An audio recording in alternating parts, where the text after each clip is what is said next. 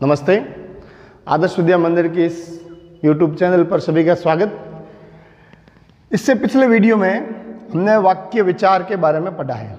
वाक्य विचार, वाक्य की परिभाषा और वाक्य के दो प्रमुख अंग होते हैं। दो प्रमुख होते हैं, उद्देश्य और विधेय। वाक्य की परिभाषा के पश्चात उन दो के बारे में हमने पढ़ा था। उद्देश्य और विधेय वाक्य के दो प्रमुख अंग होते हैं।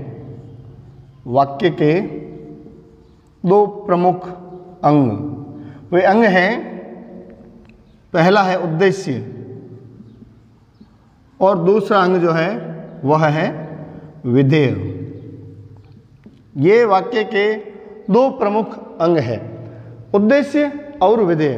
उद्देश्य क्या होता है कि जब किसी भी प्रकार के वाक्य में जो कर्ता होता है, जिसके बारे में वाक्य में जो कुछ कहा जाता है, उसे वाक्य का उद्देश्य कहा जाता है। और विधेय कहा जाता है कि वाक्य में कर्ता के बारे में जो कुछ कहा गया है, अर्थात उद्देश्य के बारे में जो कुछ कहा गया है वह विधेय कहलाता है।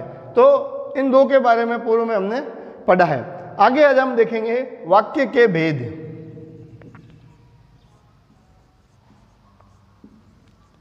वाक्य के भेद के बारे में हम पढ़ेंगे।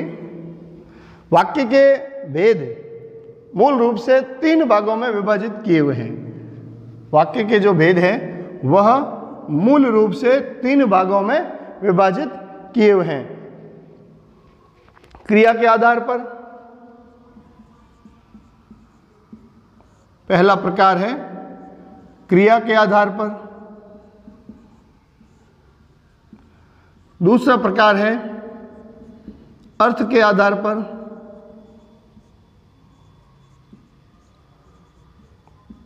अर्थ के आधार पर, और तीसरा जो भेद है वह है रचना के आधार पर। रचना के आधार पर। तो वाक्य को तीन भागों में हम विभाजित कर सकते हैं, क्रिया के आधार पर, अर्थ के आधार पर और रचना के आधार पर। तीनों ही भेद वाक्य को जो है अलग अलग भागों में विभाजित करते हैं। अब अपना अगला विषय अपन देखते हैं रचना के आधार पर। रचना के आधार पर जो है वह वाक्य का विभाजन। रचना के आधार पर वाक्य के भेद।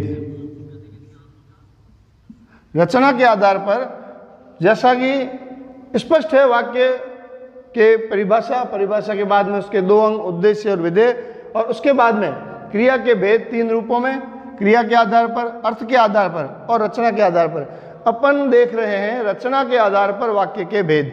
तो रचना के आधार पर वाक्य के जब हम भेद करेंगे तो उसको हम तीन भागों में विभाजित कर सकते हैं। रचना के आधार पर वाक्य तीन भागों में विभाजित किए जाते हैं। पहला विभाजन भाग है सरल वाक्य, या इसे साधारण वाक्य भी कहा जाता है। सरल या साधारण वाक्य। पहला भेद है रचना के आधार पर सरल वाक्य या साधारण वाक्य। दूसरा जो भेद है वह है मिश्र या मिश्रित वाक्य। मिश्र या मिश्रित वाक्य। पहला प्रकार हो गया सरल वाक्य, दूसरा हो गया मिश्र वाक्य। तीसरे भेद के बारे में अपन देखेंगे। तीसरा भेद है संयुक्त वाक्य। संयुक्त वाक्य।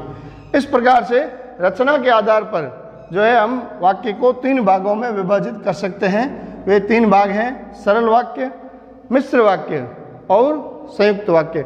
इस प्रकार से रचना के तीन भेदों के बारे में इसको हम समझ सकते हैं।